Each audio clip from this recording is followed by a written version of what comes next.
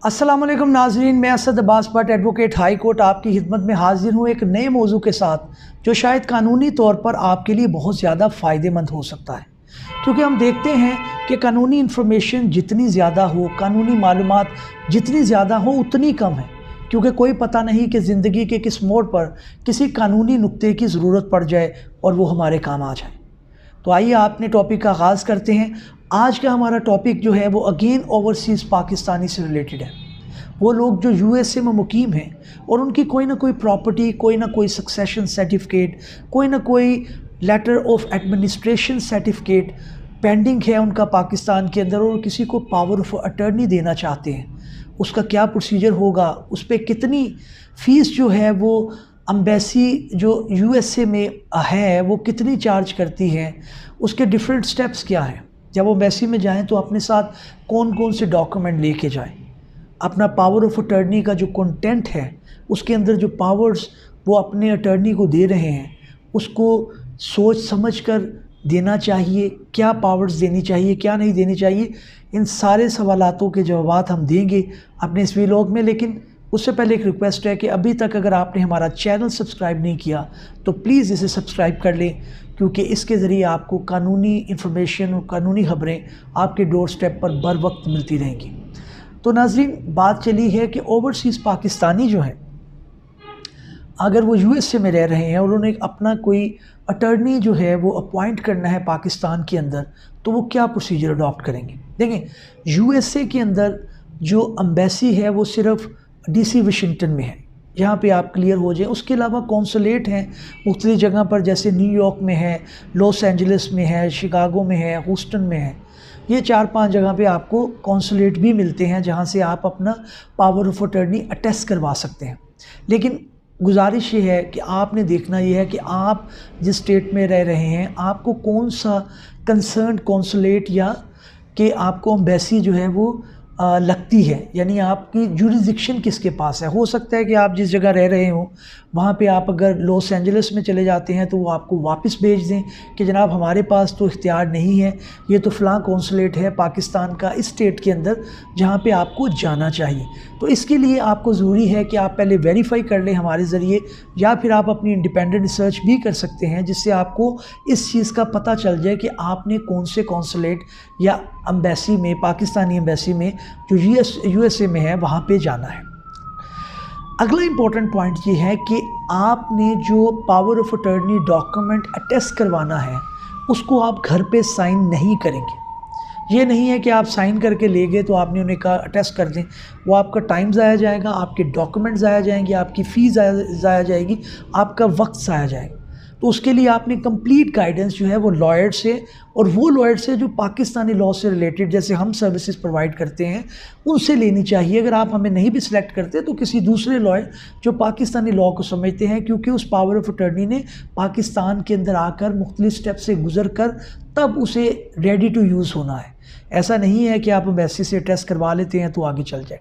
तो coming back to the steps, number 1, आपने घर पे एग्जीक्यूट नहीं करना, साइन नहीं करना, आपने एम्बेसी के अंदर करना है। नंबर 2 ये है कि एम्बेसी वाले आप ईमेल के ज़रिए, जो वाशिंगटन डीसी में एम्बेसी है पाकिस्तान की, वो ईमेल के ज़रिए इस पावर ऑफ अटर्नी को एक्सेप्ट नहीं करते। आपको फिज़िकली जो है इन पर्सन जो है वो एम्बेसी के अंदर जाके उनके सामने एग्जीक्यूट करना पड़ता है। ठीक, अच्छा, उसके बाद ज़रूरी है कि अब यहाँ पे एक एप्लीकेशन भी है जिसका लिंक मैं नीचे शेयर भी कर दूँगा और मैं आपको स्क्रीन पे भी दिखाने की कोशिश करूँगा कि वो आपने एप्लीकेशन साथ लगानी है। वो एप्लीकेशन आप साथ लगाएंगे, अपना पावर ऑफ अटर्नी साथ लगाएंगे, तब ये प्रोसीजर एम्बेसी के अंदर स्टार्ट होगा। अच्छा, उसके बाद जो अगली चीज़ है कि प्रोसीजर वहाँ पे क्या होता है। देखिए, प्रोसीजर ये है कि आप टोकन से जाके काउंटर, उन्होंने स्पेशल काउंटर्स बनाए हुए हैं, वहाँ पे जाके आप एक टोकन लेंगे और अपनी बारी के ऊपर उस काउंटर पे जाएंगे और वो आपके डॉक्यूमेंट टेस्ट चेक करने के बाद वो आपको कहेंगे जी कि आपने मुतलका जो रेलिवेंट फ़ीस है वो अदा करनी है। वो भी अंदर ही एम्बेसी के अंदर सहूलत मौजूद है। वो अदा करने के बाद आप दोबारा उस काउंटर पे आते हैं और उसको वो आपके डॉक्यूमेंट को रख लेते हैं कुछ देर के लिए, और सारा अपना प्रोसीजर करने के बाद आपको उसी दिन लौटा देते हैं। आपको थोड़ा सा इंतज़ार करना पड़ता है। अच्छा, ये तो प्रोसीजर तक हो गया। अब अगली बात ये है कि जनाब आपने जो है इसके ऊपर कितनी फ़ीस अदा करनी है। देखिए फ़ीस जो है वो आज के दिन के अंदर $8 जो है वो आपको अदा करनी है और आपका पावर ऑफ अटर्नी जो है वो एग्जीक्यूट हो जाएगा। अच्छा, अब डॉक्यूमेंट जो अगला स्टेप है कि डॉक्यूमेंट आपने कौन कौन से साथ रखने हैं ताकि आपको दोबारा जो है वो आना ना पड़े या आपका टाइम ज़ाया ना हो। Number 1, original power of attorney जो आप दे रहे हैं उसके कंटेंट पे मैं बाद में आऊँगा, उसमें क्या होना चाहिए क्या नहीं, उसकी सेटिंग क्या होनी चाहिए, वो भी बड़ी इंपॉर्टेंट है, उस पर भी मैं आता हूँ। नंबर 2 ये है कि आपका वैलिड आईडी कार्ड, पासपोर्ट और उसकी कॉपीज़, एक एक कॉपी तो एटलीस्ट होनी चाहिए, लेकिन एहतियातन आप 2 से 3 करवा लें, बाज़ औक़ात उसकी ज़रूरत पड़ सकती है। अच्छा, यहाँ एक इम्पॉर्टेंट पॉइंट ये भी है कि जो प्रिंसिपल जो पावर दे रहे हैं, मिसाल के तौर पे आप यूएसए में हैं और आप अपने किसी कज़न या भाई या बहन को पावर दे रहे हैं जो पाकिस्तान के अंदर हैं, तो जिसको पावर दे रहे हैं उसकी आईडी कार्ड की कॉपी भी आपने साथ प्रोवाइड करनी है, उसके बगैर ये पावर ऑफ अटर्नी आपका टेस्ट नहीं होगा। अच्छा, थर्डली आपने जो है वो 2 रीसेंट पासपोर्ट साइज फ़ोटोग्राफ्स अपने ज़रूर रखने हैं और वो आपने देने हैं, क्योंकि उसके ऊपर भी वो स्टैम्प करते हैं कि इस बंदे ने जो पेश हुआ है हमारे सामने उसकी ये शक्ल है तस्वीर के साथ और हम उसको अटेस्ट कर रहे हैं। तो ये डॉक्यूमेंट आपने अपने साथ रखने हैं। अब अगली बात ये है कि अगर आप पाकिस्तानी हैं और ड्यूअल सिटीज़न हैं तो आपके ये रिक्वायरमेंट है, लेकिन अगर आप जो है वो यूएस सिटीज़न हैं और आपका ओरिजिन पाकिस्तान से है तो फिर आपके लिए पहले एक रिक्वायरमेंट है इन सारे डॉक्यूमेंट के साथ। वो रिक्वायरमेंट ये है कि आप legalisation department of state department in Washington DC, legalisation department से पहले आप अटेस्ट करवाते हैं, उसके बाद फिर पाकिस्तानी एम्बेसी या कौंसुलेट में आते हैं और वो आपके डॉक्यूमेंट अटेस्ट करते हैं। अगर आप यूएस सिटीज़न हैं और आप पाकिस्तानी सिटीज़न नहीं रहे लेकिन आपका ओरिजिन किसी तरह से पाकिस्तान में है, अक्सर लोग यहाँ से जाते हैं, उनके जब वहाँ पे बच्चे पैदा होते हैं वो खुद फोत हो जाते हैं, उनके बच्चे तो अब पाकिस्तानी सिटीज़न नहीं रहते उस तरह से, लेकिन उनका एक ओरिजिन कार्ड बनता है। वो ओरिजिन कार्ड अगर नादरा से आप बना लें, क्योंकि ज़ाहिर है प्रॉपर्टी तो फादर या फोर फादर की है तो उसके अंदर उनका हिस्सा होगा, तो वो ओरिजिन कार्ड के ज़रिए अपने इस मामले को हल कर सकते हैं। लेकिन जो भी वो पावर ऑफ अटर्नी देंगे उसको पहले लीगलाइजेशन डिपार्टमेंट जो कि वाशिंगटन डीसी में होगा वहाँ से टेस्ट करवाया जाएगा, देन उसको आगे फर्दर अटेस्टेशन के लिए एम्बेसी या कौंसुलेट में लाया जाएगा। ठीक, अच्छा, अब यहाँ पे तो ये प्रोसीजर एंड हो गया, एम्बेसी से आपने टेस्ट करवा लिया, दैट्स इट।